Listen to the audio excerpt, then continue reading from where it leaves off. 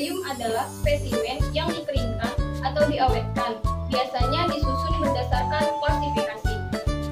Tujuan dari pembuatan herbarium adalah satu, sebagai sumber referensi, yang artinya merupakan sumber utama untuk mengidentifikasi tanaman bagi para ahli taksonomi, ekologi, pencinta alam, atau para petugas yang menangani tanaman-tanaman langka. Dan juga herbarium ini bisa digunakan sebagai penyimpanan data. Jadi para ahli kimia, herbarium ini bisa dimanfaatkan untuk mempelajari seperti senyawa alkaloid, saponin, tanin, dan lain-lain.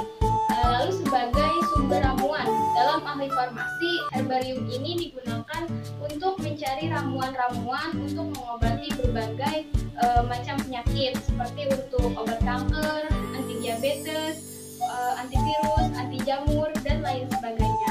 Cara pembuatan herbarium. Herbarium terbagi menjadi dua, herbarium basah dan herbarium kering. Apa sih yang dimaksud dengan herbarium basah? Herbarium basah adalah herbarium yang cara pembuatannya berupa tanaman air yang direndam dalam formalin 30% dan sebagian air tepat habitatnya. Contohnya seperti alga. Untuk jangka panjang herbarium basah, tanaman yang telah direndam tadi dipindahkan ke dalam rendaman alkohol 70%. Di sini saya akan membuat herbarium kering dengan cara mengawetkan dan menggunakan bahan tanaman dan alkohol 70%. Untuk tata caranya, mari kita simak video berikut ini. Alat dan bahan yang kita gunakan ada gunting, selotip, kardus, koran, alat berat, bisa menggunakan papan, balok, atau bahan yang berat lainnya. Kemudian ada alkohol 70% yang nantinya akan saya pindahkan ke botol spray.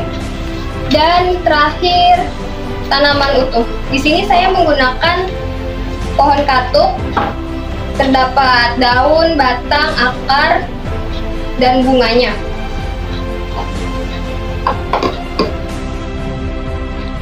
Sebelum pembuatan herbarium, jadi tanaman harus sudah dicuci dan bersih dari tanah, kotoran, maupun hewan serta jamur dan lain-lain. Gunanya untuk apa? Supaya hasil herbarium yang saya buat maksimal, awet, dan tidak terkontaminasi oleh bakteri, jamur, dan lainnya. Untuk cara pembuatannya, saya siapkan kardus dan koran di atasnya.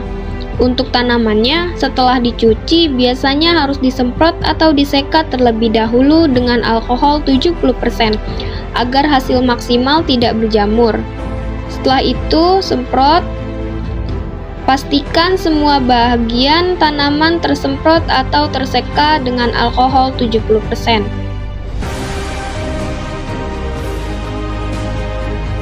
Kemudian jika sudah, saya tempelkan atau letakkan tanaman di atas koran yang telah disediakan. Untuk melengkapi tanaman utuh, saya ambil bagian akar dan saya potong yang nantinya akan saya satukan dengan tanaman herbarium yang akan saya buat. Dan jangan lupa untuk semprot atau seka dengan alkohol 70%. Nanti akan disambung menggunakan selotip.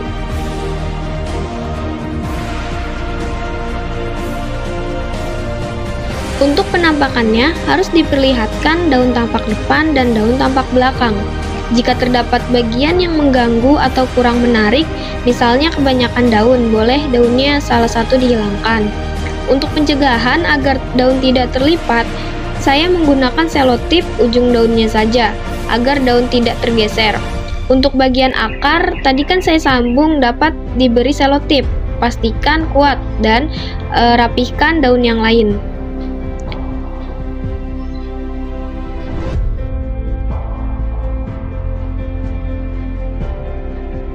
Jika sudah, saya tutup menggunakan koran dan pastikan tertutup rapi dan tidak ada yang terlipat.